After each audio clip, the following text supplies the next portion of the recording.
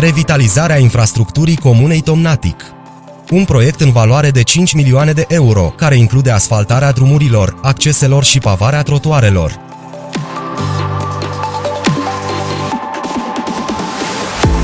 La ProConstruct Team utilizăm echipamente de ultimă generație și tehnologii avansate pentru a putea asigura cele mai înalte standarde de calitate.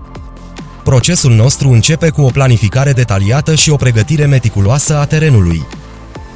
Echipa noastră de experți se asigură că fiecare etapă este executată cu precizie. Acest aspect va îmbunătăți accesibilitatea și siguranța pentru toți locuitorii din Tomnatic.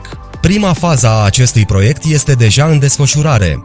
Primăria Comunei Tomnatic este pentru noi unul din cei mai importanți și mai profesioniști clienți cu care am colaborat de-a lungul timpului și suntem mândri că am fost selectați pentru revitalizarea infrastructurii din această comună. Muncim împreună. Muncim în echipă. Muncim pentru Tomnatic. ProConstruct Team. De la idee la proiect e doar un pas.